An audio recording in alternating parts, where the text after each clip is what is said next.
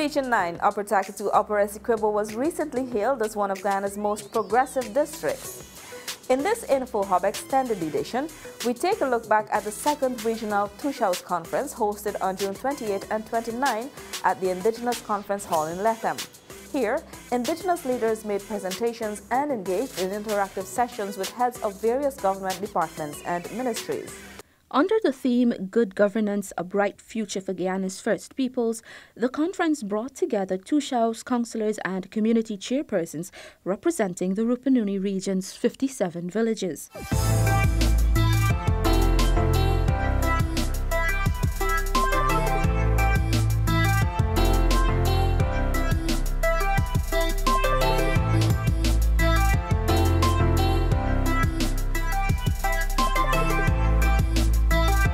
The development of Lethem into a township, the Lethem Airport conversion into a regional hub, the state-of-the-art abattoir and agriculture research facility, the industrial estate, and the radio stations are just a few examples of the transformation taking shape in the area.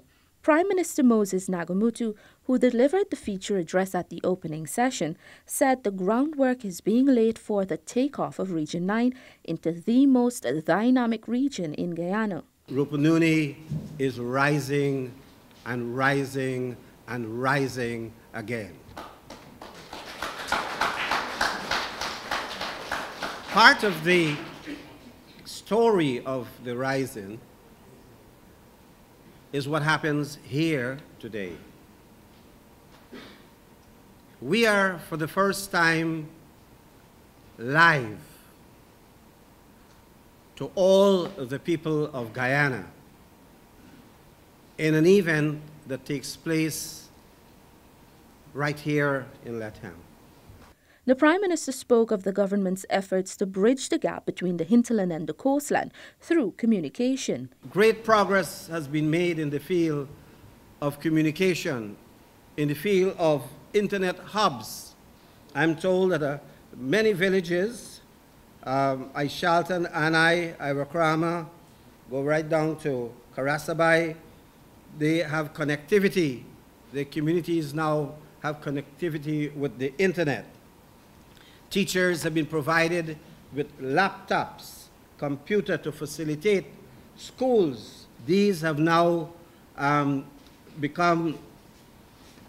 they are connected as vocational institutes, and they are being provided with connections. And so the provision of facilities for our children to move forward into the e-learning software in school will bridge this gap between learning in the coast and learning in hinterland areas. Apart from the 6 radio station, the next, of course, is under construction. A 7th, and maybe before the year is over, we'll have an 8, 9 radio station. We want to also provide live television feed to some 16 areas of Guyana in the hinterland area. While the Rupununi is becoming a model and leading the way in development, Prime Minister Nagamutu said more can be achieved given the region has very fertile land and the capacity to feed the nation. It is against this background that the government has allocated funds valuing some $4 million for the construction of a modern agriculture research station and an abattoir at the Pyara area, Napi. When we were discussing the project at the Pyara project, where you would have a reservoir, you would have a research station, you would have experimental station, you would have an abattoir, perhaps 3 abattoirs. You would have new features under the IDB program, about $15 million US. We were told that we had to hold it back because there had not been consultation or adequate consultation. So we held it back and decided that we are going to have consultations as widely and broadly as possible, because we realized the importance of this project to be done, and I was informed that those consultations have now been concluded.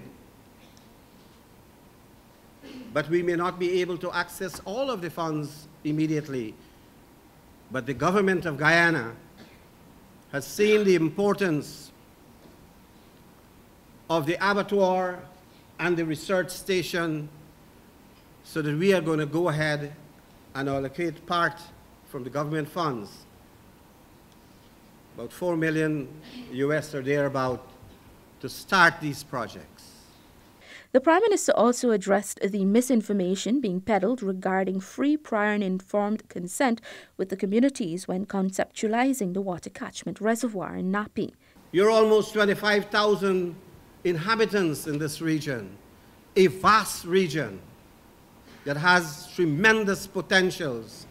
And you hear about the reservoir. I come back in Napi where we were told that people were not consulted. I am informed that those consultations had taken place, and that when the last rainfalls came, someone was complaining that the area was being flooded.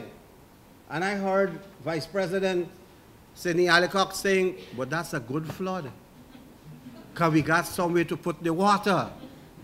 Because when the drought comes, you don't have the water for your crops. You wouldn't have a reservoir where you can even fish. You wouldn't have a reservoir where your animals could drink water. And so, in the story of development, maybe everyone had not been consulted, but I'm told consultation took place. And you cannot use that as an excuse in a very negative way to knock down a development project that holds so much importance for the lives of people. The government's decision to transform the Arunaput community into a neighborhood democratic council was also addressed. In 1995-96, in Anai and in other areas, there were already leaders in Amerindian communities, small communities, who wanted to become neighborhood democratic councils. I was against it. When I held consultation, I wonder what is the economic basis on which you could have neighborhood democratic councils, because people have to pay rates and taxes. You have to do an assessment of the rateable value of properties. But there were some visionary leaders who were very persistent that we want to manage our own affairs. We wanted to collect the rates and taxes from businessmen who are coming into our communities. We want money, revenues to develop our communities. People wanted to build their own schools, their own health huts. They wanted money to be able to clean their own environment. So in principle, there has been nothing wrong with any community wanting to become a neighborhood democratic council and to move away from just a village council or a community that was communal.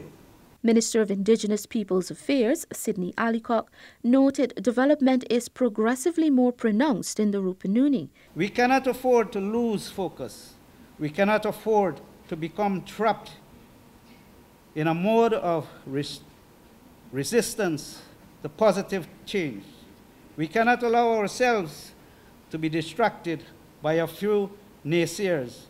We must ignore those who seek to ride to their personal glory on our backs, using us as their vehicle to fame, as is their hope.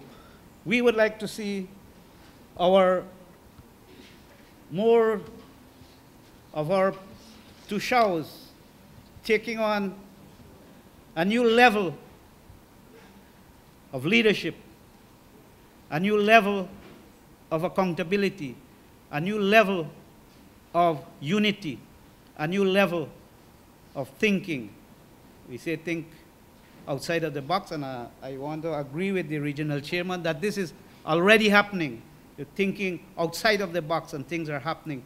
With the event of renewable energy, that will bring satisfaction to our people to be able to do canned and proper packaging, more hygienic stuff, and we would have products moving out from the Rupununi to either side, using the road instead of that road using us.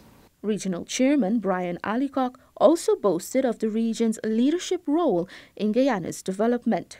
I stand here proud to say that we are the largest region in this country, and I know probably the acting president might feel away, but we are leading in development in Guyana, and I boast about that. The regional chairman also provided updates on a number of key projects to be executed in the region. These included the hydropower projects at Kumu and Mukamuka and the 8 water wells to be constructed in several areas and agriculture development. We have had in the GWI, as was promised, we had 22 persons trained to service these pumps within the villages. And of course, they did some water testing, and the villages in the south would have benefited from those testing because it was a joint effort between the Guyana Defense Force and the Brazilian Defense Force Engineers Battalion. They did some water testing, and so we are hoping that later on in the year they'll get in there to do the wells that they had promised us. The hydro was approved.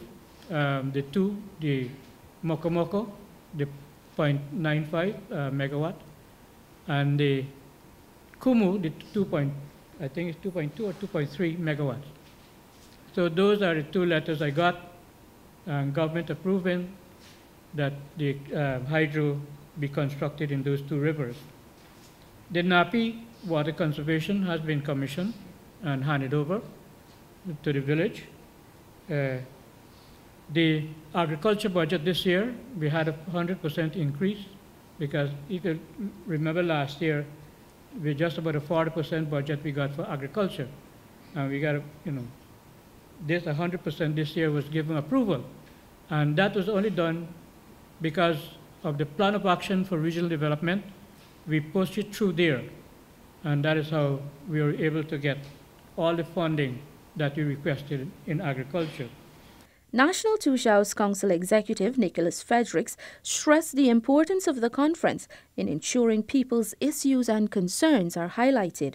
This is a very important conference for us as leaders, for our communities to interact with the regional and the national authorities in terms of how do we make representation for our issues that are affecting us in our communities, and how can we, as indigenous leaders and as regional and national leaders, sit together to devise a developmental agenda that will be strengthening the services that we, the people in the villages, can receive better services towards our different sectors in our community. Health, education, infrastructure, agriculture. How can we ensure that our values, our developments, the negative impacts of development are cushioned? And these are the opportunities that we have to take here to make sure that our voices are heard, to make sure that we are using the opportunity to let the leaders know what is our plan, how do we see our future as indigenous people. Representatives from the RDC and Ministries of Health, Education, Agriculture, Infrastructure and Natural Resources also provided updates on some of the regional projects being executed. Improved delivery of healthcare, education, communication, and the need for support in agriculture were among the most common issues raised by the village leaders. InfoHub also spoke to some of the newly elected Tushaus about their plans to advance their community's development. We have a 10-year plan ahead of us, and our aim is to, at the end of this 10 years, we want to accomplish what we have laid out there for the community. The goal for my village now is tourism. When you check on the map of Guyana, there is Apateri in the heart of Guyana. So Apateri is a research place where mostly tourists come. We have an airstrip that was Balata days before. So we was looking for tourism business. We have a lodge, but we never, the previous Tushau never performed. So I'm taking this ability to start up a tourism in my community in Abattoir. Since coming into the tushowship, from information that I've gotten, that we need to work together as a village and as a council, including our satellite communities. So where we can develop our villages from where the previous council had been working, we took over from there, so we'll see development from there. I mean, more development to what the new council was doing before. On projects, we have 2 projects at hand right now. Furnishing of the guest house. We intend, as a new council, to try and develop a proposal for tourism on the Kusad Mountain, the Shiri Mountain, and we have Saddle Mountain. So we are trying to write a proposal on that based on trying to gain revenue for the village through tourism and including providing jobs for our youths in our community. During the conference, Prime Minister Moses Nagamutu handed over some $20 million in presidential grants to 16 communities for green sustainable projects. In Kumu, $800,000 has been allocated for the construction of Village Benab. In Napi, $1 million for the upgrading of Farm to Market Road. Kaikumbe, $800,000, construction of Village Pavilion. Chirikadnau, $800,000, construction of storage pond. Crashwater, $1 million, upgrading of 3-kilometer roads. Anai, $1 million for the sewing project for women's group. In Aranaputa, $1 million for the construction of Village Ranch. Crowdarinar, $1.4 million for the construction of a pavilion. Katoka, $1 million for the construction of water well trestle. Meriwau, $800,000 for the construction of a village office. In Aishalton, $1.5 million for fencing of farming area and repair to bridge. Sawarirao, $1.2 million for the furnishing of village office and repairs to the village minibus. Araranao, $1.2 million for the expansion of village shop. Karasabai, $1.5 million for the furnishing of village office. Parashara, $800,000 for the construction of hot meal kitchen. And in Ruperti, $500,000 for a road project. Some $782.5 million was invested in the region for presidential grants and capital works for the year 2015 to 2017. For 2018, a total of $243.6 million will be invested for social and economic projects in the 57 villages in the Rupununi region.